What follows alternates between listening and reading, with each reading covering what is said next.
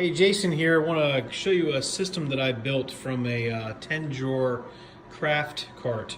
This is a fodder system, and for most people who don't know what fodder is really just a sprouted grain or grass that's not foraged by a livestock or an animal.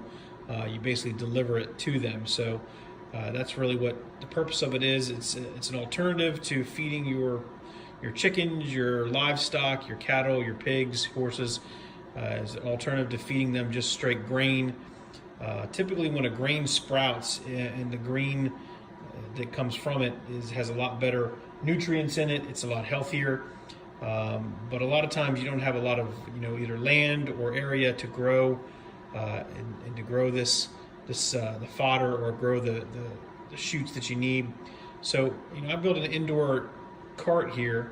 It's just a standard, it's about 38, 40 inches high by about a 15 by 13 size tray. There are 10 trays, and this is something you can get on Amazon. I'll show the link in this video here right above. You can get the link. Fairly affordable. It only cost me less than 40 bucks. I put it together pretty easily. It's fairly sturdy. And we did some labels just so we know the stages and where we're at with the fodder. Of course, naturally, fodder typically takes about 7 days to fully mature, where you can then harvest it and feed it.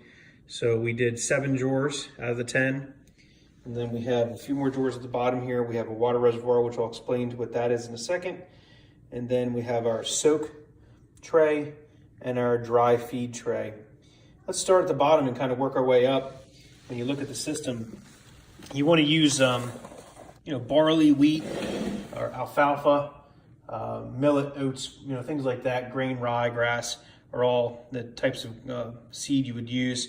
I typically take in this size tray, about a ½ an inch or so of grains, what I put in each tray. So I take that dry seed, you can buy online as well, or you can go to your local feed store.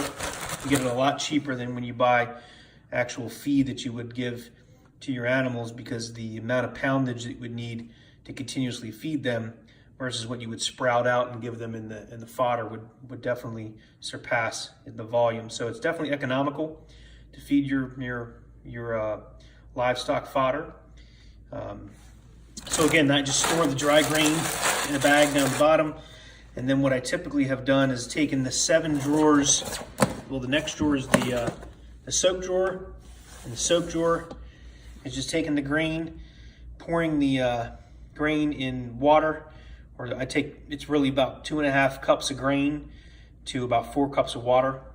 And you can use 1% bleach. You can use a small 1% of that water to put a little bit of bleach to wash your grain off. You probably would want to rinse it first and then dump it off.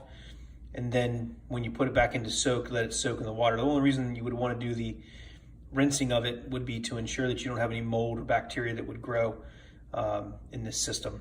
So that's one thing you do there. And then once it sits for 6 to 8 hours, you can take that and dump it into your day 1 tray. And this is what a tray would look like. It's ready to go. We've actually drilled several holes in the bottom of it. I put them towards the back, so if you ever had to pull the tray out, the majority of the water that would leak through would actually go and drip into the next tray.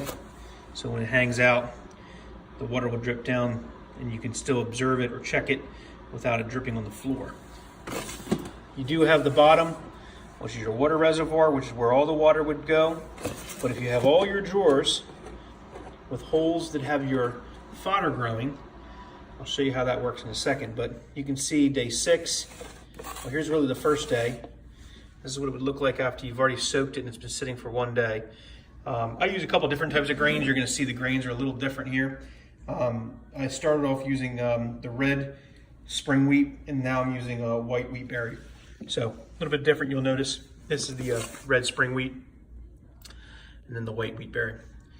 This day, really day 2. You'll notice the difference here. They got some small sprouts appearing. Okay. Day 3, even more sprouts, and then of course you start to see a little bit of growth. Day 4 is really where it starts to take off. That's where you're going to see the majority of the green sprouts popping. And then day 5, it's like night and day. Day 5, those sprouts really pop up.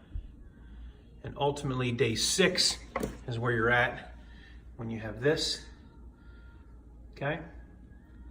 And then the way I really work this is I take my drawer that's soaking, fairly easily take out the drawer that you want to use, and pull out your reservoir.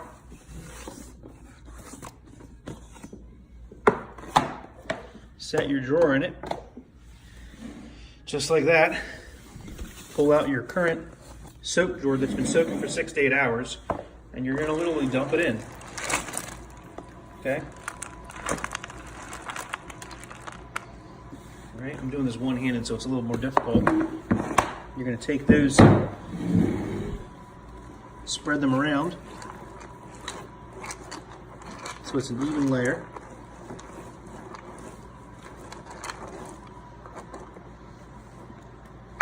Okay. Lift it up, let it drip out any remaining for a moment. And as it drips out,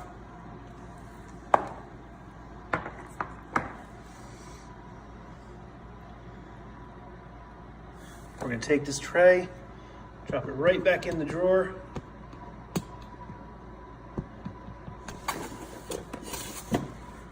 Take your water and pour it in the top.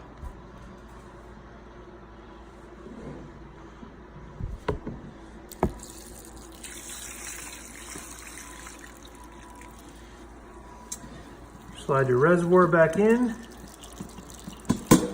quickly, hopefully. But by the time you have that reservoir in, what's happening, if you can hear it, is it's basically going through all the trays. You can see it dripping through, filling up the trays, and eventually it works its way to all the trays to the bottom into the reservoir. Once it works its way back into the reservoir, you want to continuously change out the water. You know, I only did this for demonstration purposes, but I would probably dump that reservoir water, put clean water in instead, and let it drain through. It helps keep the mold and mildew down. That's typically how you would do this. And then of course within day 8, which is tomorrow for this top tray, we can go ahead and harvest that. You'll be able to take this whole piece here in a mat and roll it off, throw it into your chickens, and they'll be able to enjoy a nice green treat of fodder for a healthier meal instead of just feeding them straight grain. So that's how we would do this. This is just my system that I use. It works for me. If you have any questions or comments below, or find some tips on how it's worked for you, definitely comment below, like, share the video. Appreciate you watching.